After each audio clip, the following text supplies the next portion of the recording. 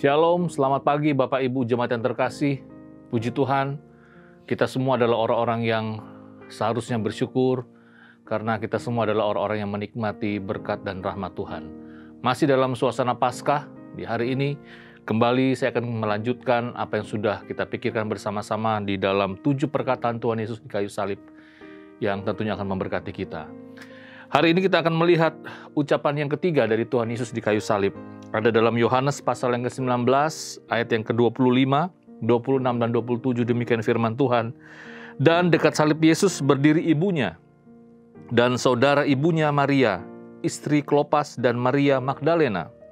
Ketika Yesus melihat ibunya dan murid yang dikasihinya di sampingnya, berkatalah ia kepada ibunya, "Ibu, inilah anakmu."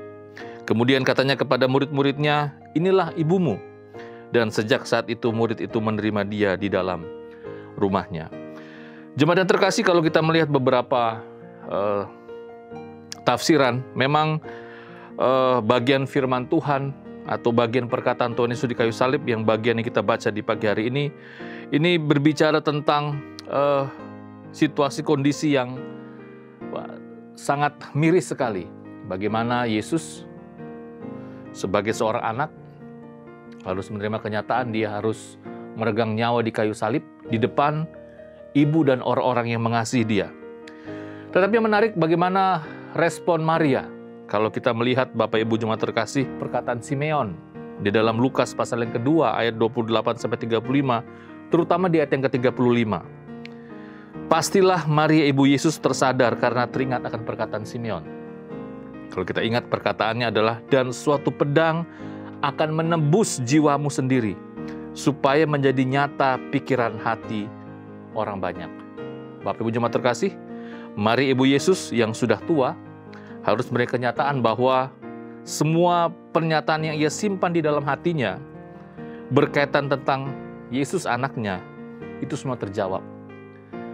Bagaimana Yesus harus berada di dalam situasi yang sangat mengerikan sekali. Kira-kira pelajaran apa yang dapat kita petik dari situasi yang begitu mengerikan ini? Dalam konteks Maria ibu Yesus. Bapak Ibu Jemaat yang terkasih, pelajaran yang dapat kita petik dari situasi yang dihadapi oleh Maria ibu Yesus adalah, meskipun kita tahu bahwa situasi kondisi yang dialami oleh Maria ibu Yesus adalah situasi kondisi yang sangat mengerikan. Tetapi jika itu adalah kehendak Tuhan, sekali lagi, jika itu adalah kehendak Tuhan, jika itu adalah rencana Tuhan, kita harus mau menerima dan menjalaninya. Bapak Ibu Jemaat terkasih, saya tidak tahu apa yang Bapak Ibu Jemaat terkasih hadapi saat ini. Pergumulan apa yang Bapak Ibu Jemaat hadapi atau jalani saat ini. Tetapi mari kita kembali lagi melihat tentang rencana Tuhan di dalam kehidupan kita. Jika situasi itu membuat iman kita semakin kuat di dalam Tuhan, jika situasi dan kondisi tersebut membuat kita semakin dekat dengan Tuhan, mari kita jalani itu dengan penuh sukacita. Mari kita jalani itu dengan penuh ketekunan.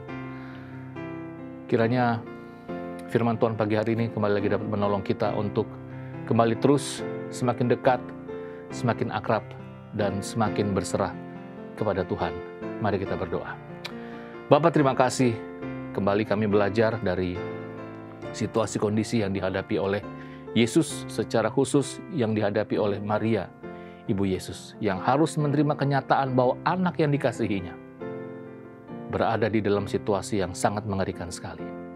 Tetapi kami lagi belajar bahwa jika itu rencana Tuhan, jika itu kehendak Tuhan, ajar kami untuk tetap setia, tetap tabah, tetap kuat di dalam menghadapi situasi yang berat seperti itu.